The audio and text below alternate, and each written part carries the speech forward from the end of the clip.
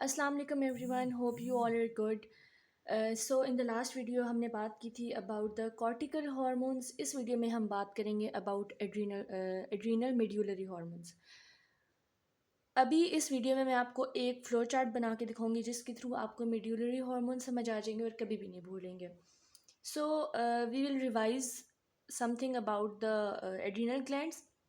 हमारे पास किडनी होती है, किडनी के टॉप पे जो ग्लैंड्स होते हैं उसको हम कहते हैं एड्रीनल ग्लैंड या सुप्रा रीनल ग्लैंड्स। इसके दो पार्ट्स होते हैं। आउटर पार्ट जो है वो हमारे पास बनाता है एड्रीनल कॉर्टेक्स और इनर पार्ट हमारे पास बनाता है एड्रीनल मेड्यूला। आउटर पार्ट के हार्मोन्स हम लास्ट वीडियो में पढ़ चुके हैं, कॉर्टिसोन्स और एल्डोस्टेरोन वगैरह। इस वीडियो में हम बात करेंगे about the adrenal medulla. So adrenal medulla is the inner part of the adrenal gland और ये बने हुए होते हैं न्यूरॉन टाइप ऑफ सेल्स से, जिनको हम क्रोमेफिन सेल्स कहते हैं। ये सेल्स दो तरह की डिविजन्स में डिवाइडेड होती हैं। इनमें से कुछ सेल्स एड्रेनलिन सिक्रीटिंग सेल्स होते हैं जो कि एड्रीनलिन को रिलीज़ कर रहे होते हैं, 90% ये प्रेजेंट होते हैं। और कुछ सेल नॉर एड्रीनलिन सेल्स होते हैं जो कि नॉर एड्रीनलिन को सिक्रीट करते हैं और ये सिर्फ 10% प्रेजेंट होते हैं। इसके अलावा इसके मेड्यूलरी पोर्शन में से डोपामीन भी रिलीज़ होता है, लेकिन डोपामीन का ओरिजिन अभी तक डिस्कवर्ड नहीं है कि ये कहाँ से ओरिजिनेटेड है। Okay, so let's make a flow chart जिससे आपको एड्रीनल मेड्यूला के हार्मोन्स अच्छे से समझ आ जाएंगे। We will start from adrenal gland का स्ट्रक्चर। ये मैंने आपको बताया किडनी के अबव प्रेजेंट होते हैं। इसके इनर पोर्शन में जो है एड्रीनल मेड्यूला है और adrenal medulla neuron type of cells की तरह होता है जिसको हम कहते हैं क्रोमेफिन सेल्स। ठीक है, so I will draw chromaffin cell here. This is chromaffin cell. ठीक है, और क्रोमेफिन सेल्स जो होते हैं हमारे पास ये न्यूरॉन टाइप ऑफ सेल्स होते हैं। ठीक है, जैसे न्यूरॉन्स के हमारे पास सेल बॉडी होती है, एक्सोन होते हैं, देन हमारे पास उनके डेंड्राइट्स भी प्रेजेंट होते हैं। तो ये बिल्कुल उस तरह के हैं हमारे पास क्रोमेफिन सेल्स। ठीक है, न्यूरॉन टाइप ऑफ इनका ओरिजिन होता है। अच्छा, उसके बाद होता क्या है, बॉडी में जब भी कोई स्ट्रेस का स्टिमुलस आता है, ठीक है, बॉडी में कोई भी स्ट्रेस का स्टिमुलस आया तो वो स्टिमुलस क्या करता है, वो जाके हाइपोथैलेमस को रेगुलेट करता है। हाइपोथैलेमस को सिग्नल देता है कि बॉडी अभी स्ट्रेसफुल कंडीशन में। हाइपोथैलेमस क्या करता है, हमारी जो वर्टिब्रा होती है T1 से L2 वर्टिब्रा, उसको स्टिमुलेट करता है। और वहाँ पे क्या होता है, लेट सपोज ये हमारी कोई भी वर्टिब्रा है, वो वर्टिब्रा में जाके, वर्टिब्रा की जो ये इनर वाला पोर्शन है, वहाँ पे जाके कुछ सिग्नल स्क्रीटिंग मटीरियल यहाँ पे पड़ा हुआ होता है। ये मटेरियल जब स्टिमुलेट होता है ना, तो ये क्या करता है, cell bodies of the preganglionic motor neuron of the sympathetic nervous system को एक्टिवेट करता है। अब इस पूरी बात का क्या मतलब है, सेल बॉडी मीन के न्यूरॉन की सेल बॉडी, ठीक है, ऑफ मोटर न्यूरॉन क्योंकि सिग्नल जो ब्रेन से वर्टिब्रा तक आया वो सेंसरी सिग्नल था। अब ये जो सिग्नल देगा वो मोटर सिग्नल होगा, तो ये मोटर न्यूरॉन होगी। ऑफ सिंपैथेटिक नर्वस सिस्टम, क्योंकि स्ट्रेसफुल कंडीशन है, स्ट्रेसफुल कंडीशन में सिंपैथेटिक नर्वस सिस्टम एक्टिवेट होता है, तो ये सिंपैथेटिक नर्वस सिस्टम है। ठीक है, तो cell bodies of the motor neuron of sympathetic nervous system से हमारे पास ये सब्सटेंस रिलीज होगा। अब ये क्या होता है, हमारे पास स्पाइनल कॉर्ड के दो पार्ट्स होते हैं। ठीक है, तो इसका जो हमारे पास वो वाला पार्ट जिसमें गैंग्लियोनिक चेन नहीं है, गैंग्लियोनिक चेन्स भी प्रेजेंट होती हैं हमारी इन रीजन्स में, और ये मिलके यहाँ पे हमारे पास क्या बना रहा होता है, यूँ ये हमारे पास स्पाइनल कॉर्ड में से निकलता हुआ ये हमारे पास ट्रंक है जो कि जिसके दो पार्ट्स हैं, डॉर्सल और वेंट्रल इसका रूट है, और ये यहाँ से सिग्नल ट्रेवल करके कहीं भी आगे लेके जाते हैं। अब ये जो यहाँ पे सब्सटेंस है ये सिक्रीट होगा उस वाले पोर्शन में से जहाँ, ताकि वो सेल ताकि वो चेन गैंग्लिया में एंटर ना हो। This one is chain ganglia में एंटर हुए बगैर वो सिग्नल स्पाइनल कॉर्ड के थ्रू आ गया कहाँ पे, हमारे पास एड्रीनल मेड्यूला के पोर्शन में। अब एड्रीनल मेड्यूला के पोर्शन में हमने एक सेल को इनलार्ज करके देखा कि किस तरह ये सिग्नल इसके पास आएगा और ये अपनी वर्किंग करेगा। अब होता क्या है कि ये सिग्नल जब यहाँ पे आएगा तो यहाँ पे हमारे पास प्रेजेंट होते हैं कोलिनर्जिक रिसेप्टर्स। ठीक है, कोलिनर्जिक रिसेप्टर जब यहाँ पे प्रेजेंट होंगे तो वो क्या करेंगे, क्योंकि ये एक्शन पोटेंशियल आ रहा है तो वो एसिटाइल कोलिन यहाँ पे रिलीज़ करेगा। और एसिटाइल कोलिन क्या करता है कि वो जाकर यहाँ पे एक्शन पोटेंशियल जब आएगा तो ये इसको मेम्ब्रेन को डीपोलराइज कर देगा। ठीक है, जब ये मेम्ब्रेन डीपोलराइज होगी तो यहाँ पे एक्शन पोटेंशियल आ गया। अब क्या होगा, यहाँ पे एक और चैनल खुलेगा, एक और रिसेप्टर्स का चैनल, जिसको हम कहते हैं निकोटीनिक रिसेप्टर, ठीक है। अब ये निकोटीनिक रिसेप्टर एक्टिवेट हो जाएंगे और यहाँ पे एक बायोलॉजिकल पाथवे शुरू हो जाएगा। मैं रिपीट कर देती हूँ, स्ट्रेसफुल कंडीशन आई, हाइपोथैलेमस को मैसेज मिला कि वर्टिब्रा पे जाके cell body of the motor neuron of sympathetic nervous system को एक्टिवेट करो, वहाँ से वो सब्सटेंस रिलीज होगा, chromaffin cells of the adrenal medulla के पास आएगा, एसिटाइलकोलिन स्क्रीट करेगा थ्रू कोलिनर्जिक रिसेप्टर, और एक्शन पोटेंशियल की वजह से वो वहाँ पे डिपोलराइज हो गया। As a result nicotinic receptors जो है वो एक्टिवेट हो जाएंगे, जो कि आगे एक बायोकेमिकल पाथवे स्टार्ट कर देंगे। अब वो बायोकेमिकल पाथवे क्या होता है कि हमारे पास ब्लड में यहाँ पे पड़ा होता है टायरोसिन, ठीक है। टायरोसिन ब्लड में पड़ा होता है, और ये टायरोसिन कैसे बनता है, फिनाइल एलानिन होता है जो कि टायरोसिन में कन्वर्ट हो रहा होता है। ये टायरोसिन क्या करता है, ये इन निकोटीनिक रिसेप्टर्स के थ्रू एक्टिव ट्रांसपोर्ट होकर क्रोमेफिन सेल्स के अंदर आ जाता है, क्रोमेफिन सेल्स के साइटोप्लाज्म में। वहाँ पे आके ये टायरोसिन क्या करता है, ये tyrosine with the help of an enzyme ये कन्वर्ट हो जाता है एल डोपा में, ठीक है। एल डोपा में कन्वर्ट हो जाता है with the help of tyrosine hydroxylase enzyme, ठीक है, टायरोसिन हाइड्रोक्सिलेज एंजाइम। और एल डोपा में जब ये कन्वर्ट हो जाएगा, एल डोपा देन कन्वर्ट होगा डोपामीन के अंदर, ठीक है। Dopamine with the help of dopa D carboxylase, ठीक है, यहाँ पे dopa D carboxylase enzyme use हुआ। देन डोपामीन कन्वर्ट हो जाएगा हमारे पास नॉर एपिनेफ्रीन में। और ये कैसे होता है कि हमारे पास ना साइटोप्लाज्म में एक ग्रेन्यूल प्रेजेंट होता है, ये डोपामीन एंटर होता है उस ग्रेन्यूल के अंदर, और वहाँ जाके ये नॉर एपिनेफ्रीन बनाते हैं, ठीक है, with the help of dopamine beta hydroxylase, dopamine beta hydroxylase. इस एंजाइम की वजह से ये ग्रेन्यूल के अंदर आती है, क्योंकि ये एंजाइम ग्रेन्यूल के अंदर प्रेजेंट है, तो ये अंदर आएगा, नॉरएपिनेफ्रिन बनाएगा, और फिर यहाँ से ये दोबारा से एक्सक्रीट हो जाएगा साइटोप्लाज्म में, और वहाँ जाके ये बनाएगा एपिनेफ्रिन, ठीक है। एपिनेफ्रिन में कन्वर्ट होगा, यहाँ पे जो एंजाइम यूज होता है उसको हम कहते हैं PNMT। और अगर आपको इनमें से कोई भी एंजाइम याद नहीं है तो आपको PNMT मस्ट पता होना चाहिए, जो नॉरएपिनेफ्रिन को एपिनेफ्रिन में कन्वर्ट कर रहा होता है। ओके उसके बाद अच्छा PNMT जो होता है ना वो pheno ethanol amine N methyl transferase होता है, बट PNMT भी अगर आपको याद है तो दैट्स इनफ। अब क्या होगा कि हमारे पास आपने देखा कि सारे जो भी एड्रिनल मेड्यूला के हार्मोन्स हैं वो स्क्रीट हो चुके हैं। कौन कौन से थे, डोपामीन वो भी स्क्रीट हो गया, नॉरएपिनेफ्रिन वो भी स्क्रीट हो गया, और एपिनेफ्रिन वो भी स्क्रीट हो गया। अब हमारा नेक्स्ट स्टेप है कि इसको हमने स्क्रीट करना है। अब ये यहाँ से मूव करता है, जब भी एक्शन पोटेंशियल आएगा तो ये मूव करता हुआ जो इसका एक्सॉन पार्ट है ये वहाँ पे चला जाएगा, ठीक है। जैसे ही एक्शन पोटेंशियल आया, कैल्शियम एंटर होगा एक्सन के अंदर, और यहाँ से ये हॉर्मोन्स रिलीज हो जाएंगे। एपिनेफ्रीन रिलीज होता है हमारे पास 80%, ठीक है, ज़्यादा काम 80% एपिनेफ्रीन का है, और 20% हमारे पास रिलीज होता है नॉर एपिनेफ्रीन। अब ये जो दोनों हार्मोन्स रिलीज हुए हैं एपिनेफ्रिन और नॉर एपिनेफ्रिन, इन्होंने जाके पूरी बॉडी में डिफरेंट रिसेप्टर्स के ऊपर अटैच होना है और अपना कोई भी एक्शन परफॉर्म करना है। अब वो रिसेप्टर्स कौन से होते हैं, वो एड्रीनर्जिक रिसेप्टर्स होते हैं। अभी तक हम 3 रिसेप्टर्स की बात कर चुके हैं। एक यहाँ पे हमने कॉलिनर्जिक रिसेप्टर की बात की जिनके थ्रू एसिटाइलकोलिन एंटर हुआ, फिर हमने निकोटीनिक रिसेप्टर की बात की जिनके थ्रू टायरोसिन एंटर हुआ। अब हम बात करें एड्रीनर्जिक रिसेप्टर्स जिनके थ्रू एपिनेफ्रिन और नॉर एपिनेफ्रिन किसी भी सेल के ऊपर बाइंड करेंगे। अगर हम रिसेप्टर्स की बात करें तो हमारे पास जो एड्रीनर्जिक रिसेप्टर्स होते हैं, एड्रीनर्जिक रिसेप्टर्स ये 2 तरह के होते हैं, अल्फा और बीटा, ठीक है। अल्फा 1 अल्फा 2, इसी तरह बीटा 1 बीटा 2। अब किस सेल में एपिनेफ्रिन ने काम करना है, किस सेल में नॉर एपिनेफ्रिन ने काम करना है, it depends on the type of receptor present on that cell.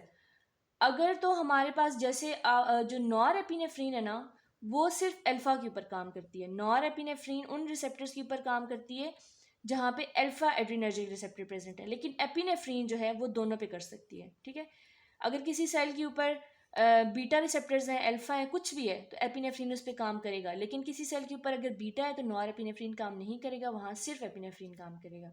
Okay अच्छा, और वो काम किस तरह करती है कि ये रिसेप्टर्स जाते हैं, ये एपिनेफ्रिन नॉर एपिनेफ्रिन रिसेप्टर्स के ऊपर बाइंड करती है, और वहाँ जाके या तो कैल्शियम का इंटेक बढ़ा देती है, या साइक्लिक AMP को कम करती है, या ज़्यादा करती है, और डिपेंडिंग अपॉन द नीड। और अभी हम देखते हैं कि किस तरह किन डिफरेंट ऑर्गन्स में हमारे पास ये रिसेप्टर्स डिफरेंटली काम करते हैं। सबसे पहले हम बात करते हैं अबाउट लिवर, ठीक है, ये लिवर में जाके क्या फंक्शन करेगी। अभी यहाँ से एपिनेफ्रिन नॉर एपिनेफ्रिन आएगी और ये लिवर के ऊपर कुछ फंक्शनिंग करेगी। इसी तरह हर ऑर्गन में करेगी, मैं आपको सब ऑर्गन्स का बताऊंगी। लिवर के अंदर अब ये क्या करती है, let's suppose this is our liver, ठीक है। लिवर के अंदर होते हैं हमारे पास उसी तरह एड्रीनर्जिक रिसेप्टर्स, जिनके ऊपर इन्होंने आके बाइंड करना है। एड्रीनर्जिक रिसेप्टर के थ्रू हमारे पास एपिनेफ्रीन और नॉर एपिनेफ्रीन जो है वो लिवर के ऊपर जब आएगी तो ये आगे जी प्रोटीन कपल रिसेप्टर्स के थ्रू जीटीपी रिलीज़ कराएगी, ठीक है, जीटीपी रिलीज़ हो गया। अब जीटीपी जो है क्या करेगा, हमारी मेम्ब्रेन के ऊपर पड़ा होता है एडिनाइलेट साइक्लेज, उसके थ्रू एटीपी को कन्वर्ट कर देगी साइक्लिक एएमपी में, ठीक है। एटीपी को किस में कन्वर्ट कर दिया, साइक्लिक एएमपी में। और जब साइक्लिक एएमपी बन जाएगा तो ये क्या करेगा, प्रोटीन काइनेज ए को एक्टिवेट कर देगा। और प्रोटीन काइनेज ए क्या करता है, ग्लाइकोजन को कन्वर्ट कर देता है ग्लूकोज के अंदर, ठीक है, ग्लाइकोजन को कन्वर्ट कर देगा ग्लूकोज के अंदर। और ये ग्लूकोज हम यूज़ करते हैं इन स्ट्रेसफुल कंडीशन, ज़्यादा ब्रेन फंक्शन चाहिए हमें और उस टाइम हमें ब्लड में ज़्यादा ग्लूकोज चाहिए। तो इस तरह क्या हुआ, जब हमारे पास स्ट्रेसफुल कंडीशन आई तो हमारे पास क्या रिलीज़ हुआ, हाई ग्लूकोज। ये काम था हमारे पास एपिनेफ्रिन और एपिनेफ्रिन का। इसके अलावा क्या होता है कि ये हमारे पास चला जाता है फैट टिश्यूज़ के पास, ठीक है। अब फैट टिश्यूज़ यानी कि एडिपोज टिश्यू, एडिपोज टिश्यू के अंदर टैग पड़ा हुआ है, ठीक है, टैग पड़ा हुआ है, टैग का जिसमें हमारे पास ग्लिसरॉल है और पीछे फैटी एसिड की 3 चेन्स हैं। ये इस यहाँ पे किसको एक्टिवेट करती है, हार्मोन सेंसिटिव लाइपेज को एक्टिवेट करती है, जो कि टैग को ब्रेक करके हमारे पास क्या बना देता है 3 फैटी एसिड की चेन्स अलग कर देता है। और इसके अलावा हमारे पास ग्लिसरॉल को अलग कर देता है। अब ये ग्लिसरॉल क्या होता है, ये ग्लिसरॉल चला जाता है लिवर के पास और लिवर में ये ग्लिसरॉल कन्वर्ट हो जाता है ग्लूकोज के अंदर और वो ग्लूकोज हम बॉडी में यूज़ कर सकते हैं। अब जो यहाँ पे फैटी एसिड है वो क्या करता है, ये फैटी एसिड चला जाता है मसल्स के पास। जब ये मसल्स के पास जाएगा, ठीक है, ये हमारे पास मसल्स हैं, मसल्स में इनकी बीटा ऑक्सीडेशन होगी जिसकी वजह से मसल की कॉन्ट्रैक्शन ज़्यादा बढ़ जाएगी और मसल ज़्यादा एक्टिवेट हो जाएंगे। तो हमें स्ट्रेसफुल कंडीशन में यही चाहिए कि हमारे मसल ज़्यादा एक्टिवेट हुए हुए हों, ताकि अगर स्ट्रेसफुल कंडीशन में भागना है तो हम इजीली भाग सकें, अपने मसल की एक्टिविटी इंक्रीज़ कर सकें। अब आते हैं मेन बात पे कि हार्ट के ऊपर इसका क्या इफेक्ट होगा, ठीक है। हार्ट के ऊपर इसका ये इफेक्ट होगा, let suppose this is our heart.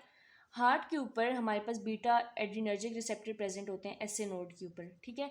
अब ये क्या करते हैं, जब epinephrine nor epinephrine SA node के पास आता है तो एसए नोड की एक्टिविटी इंक्रीज हो जाती है, जिसकी वजह से ज़्यादा हायर रेट पे ये काम करना शुरू कर देता है, ठीक है। हार्ट रेट इंक्रीज हो जाएगा और हमारे पास as a result blood pressure increase हो जाएगा। तो हमें स्ट्रेसफुल कंडीशन में तेज़ हमारी दिल की धड़कन हो जाती है और बीपी भी इंक्रीज़ कर जाता है।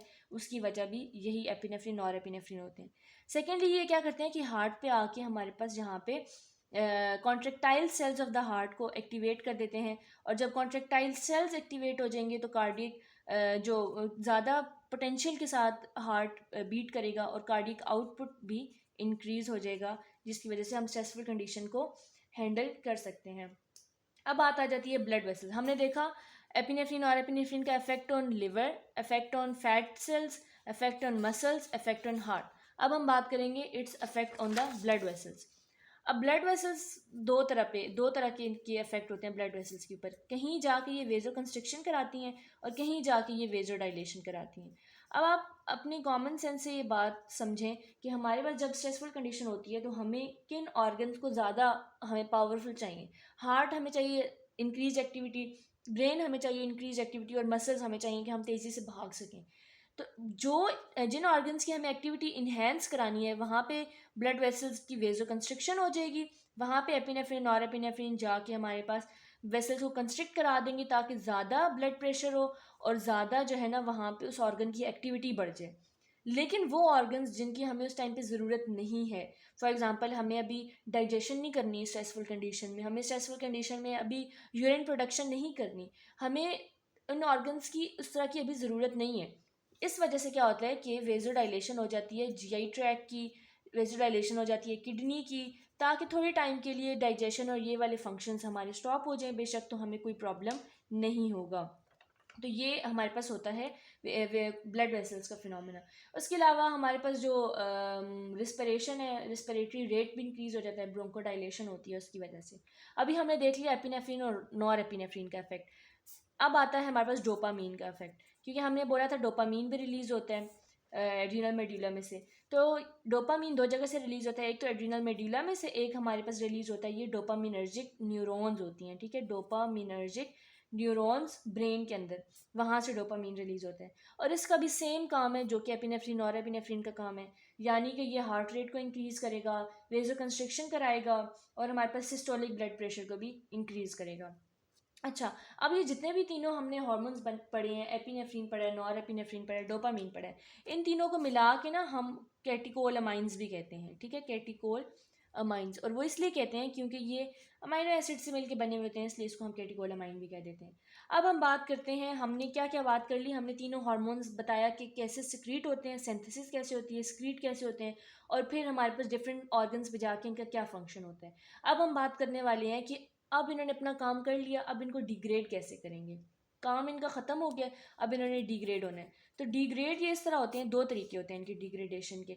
एक विद ऑक्सीडेटिव डीअमाइनेशन, यानी कि MAO को यूज़ करते हैं ये, जिसको हम मोनो अमाइनो ऑक्सीडेज कहते हैं। तो ऑक्सीजन बेस्ड डीअमाइनेशन जो होती है ना, उसको ऑक्सीडेटिव डीअमाइनेशन कहते हैं एक उसके थ्रू, और दूसरा मिथाइलेशन के थ्रू, यानी कि COMT के थ्रू, जिसको हम कहते हैं कैटिकोल ऑक्सीजन मिथाइल ट्रांसफरेज। तो मिथाइल बेस्ड होते हैं, जिसकी वजह से हम इसको कहते हैं मिथाइलेटेड टाइप ऑफ डिग्रेडेशन। अब ये दोनों किस तरह डिग्रेड करती हैं कि हमारे पास लेट सपोज यहाँ पे एपिनेफ्रीन पड़ा हुआ है, यहाँ पे नॉर एपिनेफ्रीन पड़ा हुआ है। अब होता क्या है कि ये MAO क्या करता है, ये कन्वर्ट कर देता है एपिनेफ्रीन और नॉर एपिनेफ्रीन को dihydroxy metallic acid, dihydroxy metallic acid के अंदर ये इसको कन्वर्ट कर देता है। कौन? MAO। अब क्या होगा कि वो यहाँ पे COMT आ जाएगा, COMT डाईहाइड्रोक्सी मेटाइलिक एसिड को कन्वर्ट कर देगा विनाइल मेंडेलिक एसिड, ठीक है, विनाइल मेंडेलिक एसिड बन गया।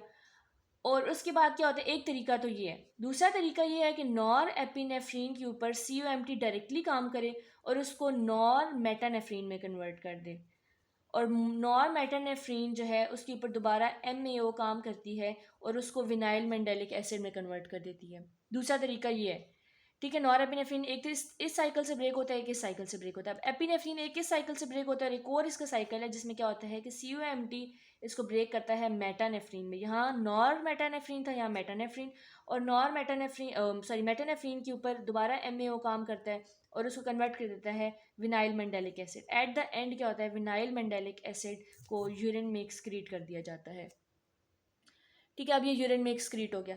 इसी तरह हमारे पास जो डोपामीन है, डोपामीन भी कन्वर्ट हो जाता है with the help of MAO। ये MAO को यूज़ करके dopamine dihydroxy phenyl acetic acid में कन्वर्ट हो जाता है, या पे ये मिथॉक्सी ट्राइअमाइन में कन्वर्ट हो जाता है। और फिर MAO इनके ऊपर दोबारा से इसके ऊपर MAO काम करता है और इसको कन्वर्ट कर देता है होमोवेनेलिक एसिड में, और इसके ऊपर COMT काम करता है और इसको कन्वर्ट कर देता है दोबारा से होमोवेनेलिक एसिड, और होमोवेनेलिक एसिड यूरिन में एक्सक्रीट हो जाता है, ठीक है, यूरिन के अंदर ये एक्सक्रीट हो जाता है। आपको अगर इस पूरी बात में कोई बात याद नहीं रह सकती एग्जाम में, तो आपको सिर्फ ये बताना चाहिए कि नॉर एपिनेफ्रीन और एपिनेफ्रीन जो है वो विनाइल मेंडेलिक एसिड में कन्वर्ट होते हैं by the help of MAO and COMT, और वो VMA जो है वो यूरिन में एक्सक्रीट हो जाता है। इसी तरह डोपामीन भी MAO और COMT को यूज़ करके होमोवेनेलिक एसिड बनाता है, जो कि यूरिन में एक्सक्रीट हो जाता है। ये बात आपको ज़रूर बतानी चाहिए। So that was all about the medullary hormones। आपने इन डिटेल पढ़ लिया about 3 medullary hormones। I hope आप लोगों को ये बात समझ आई होगी। So see you in the next video with the next topic। तब तक के लिए थैंक यू वेरी मच। अल्लाह हाफिज़।